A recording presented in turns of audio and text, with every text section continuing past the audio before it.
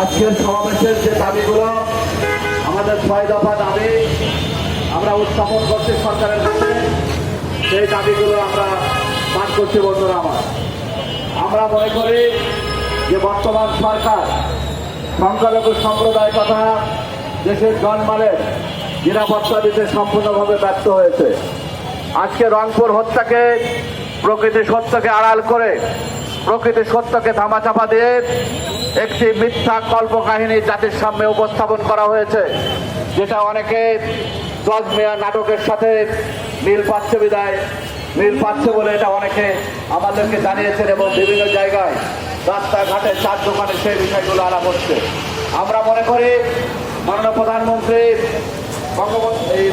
প্রধানমন্ত্রী জিয়াউর রহমানের সুযোগ্য উত্তরসূরি, খালেদা জিয়ার সুযোগ্য উত্তরসূরি তারেক রহমান, তিনি বলেছেন সবার আগে বাংলাদেশ, এবং তিনি বলেছেন এদের সবার হিন্দু বৌদ্ধ খ্রিস্টান নৃগোষ্ঠী নিঃসংশয়বাদী আস্তিক নাস্তিক সবার বাংলাদেশ। কিন্তু আমরা সেটা মুখেই সীমাবদ্ধ দেখছি।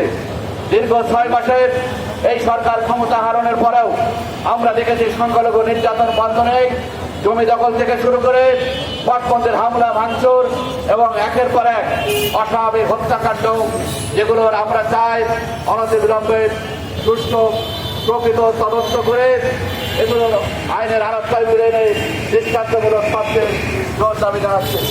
আমরা আজকের এই সমাবেশের যে 6টি দাবি আমরা আপনাদের সামনে, জাতির সামনে আমরা উপস্থাপন করছি। আমি অ্যাডভোকেট সুমন কুমার রায়, বাংলাদেশ সনাতন পার্টির সাধারণ সম্পাদক হিসেবে আপনাদেরকে আমি ধন্যবাদ এবং কৃতজ্ঞতা জানাচ্ছি। সাংবাদিক বন্ধুদেরকে, প্রশাসনকে, বর্তমান সরকারকে এবং বিভিন্ন সংগঠন যারা ইতিমধ্যে একতা প্রকাশ করেছেন, বাংলাদেশ সনাতন পার্টির বিভিন্ন স্তরের নেতৃবৃন্দ, বাংলাদেশ হিন্দু পরিষদের মুখপাত্র এবং জাতীয় পার্টি বাগেরহাট 4-এর মনোনীত প্রার্থী সাধন কুমার মিশ্র, বিশ্ব হিন্দু ফেডারেশন, সনাতন ডেভেলপমেন্ট ফাউন্ডেশন, দেশালী সমাজ, ভক্ত সংঘ সোসাইটি, বাংলাদেশ মাইনরিটি সংগ্রাম পরিষদ, হিন্দুদের সহ বিভিন্ন সংগঠন যারা ইতিমধ্যে আজকের এই এবং মাইনরিটি জনতা পার্টির যুব চেয়ারম্যান অনন্ত রায় সহ যারা এই সমাবেশে একত্র প্রকাশ করেছেন, সকলকে ধন্যবাদ এবং কৃতজ্ঞতা জানিয়ে 6 দফা আমরা উত্থাপন করছি। দেশের এ যাবৎ যত হত্যাকাণ্ডের ঘটনা ঘটেছে, সকল হত্যাকাণ্ডের গুরুতর এবং নিরপেক্ষ আমরা তদন্ত চাচ্ছি।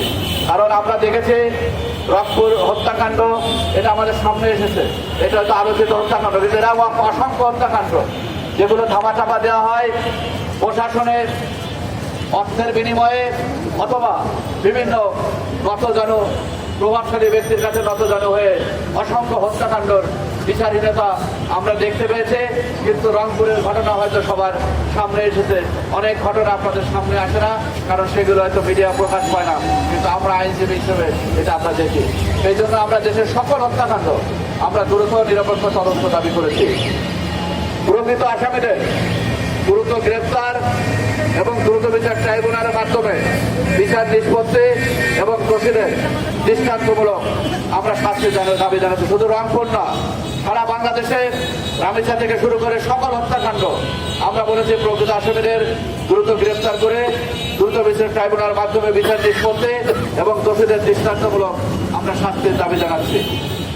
রংপুরের হত্যাকাণ্ডের প্রকৃত রহস্য উদ্ঘাটন এবং প্রকৃত দোষীদের গ্রেপ্তারের জন্য জুডিশিয়াল তদন্তের আমরা দাবি জানিয়েছি। কারণ আপনারা দেখেছেন এই রংপুরের ঘটনা একের পর এক মিথ্যা তথ্য এবং উপস্থাপন করা হয়েছে প্রশাসনের পক্ষ থেকে। পরবর্তীতে বিভিন্ন ভিডিও ফুটেছে আমরা যেটা দেখলাম তার সাথে সরকারের ওই বক্তব্যের কোনো মিল নাই। অতএব এটাই বোঝা যায় সরকার এই ঘটনাকে কাউকে রক্ষা করার জন্য এবং কি কারণে প্রকৃত সত্যকে আড়াল করে একটা মিথ্যা বর্ণনা যেটা যাদের সামনে উপস্থাপনা করেছে। ইতিমধ্যে আপনারা জানেন বিভিন্ন জায়গায় 5ই আগস্টের পরে পুলিশের যেমন মনোবল ভেঙে গেছে, মানুষ সেইভাবে পুলিশের কাছ থেকে সঠিক ন্যায় বিচার পাচ্ছে না। থানায় গেলে সেইভাবে পুলিশ মনোযোগ সহকারে সেইভাবে কাজ করছে না। সেই জায়গায় পুলিশের প্রতি মানুষের যে ক্ষোভ রাগ ওই প্রকার 5ই আগস্টে ঘটেছে এবং তার পরবর্তীতেও বিভিন্ন কারণে আমরা দেখলাম যে পুলিশ সেভাবে কাজ করছে না। সেই জায়গায় পুলিশের এই ধরনের বক্তব্য পুলিশের ভাবমূর্তিকেও ক্ষুণ্ণ করে বলে আমরা মনে করি। সেই জন্য এই ঘটনার সুষ্ঠু তদন্ত হওয়া আবশ্যক বলে আমরা মনে করছি।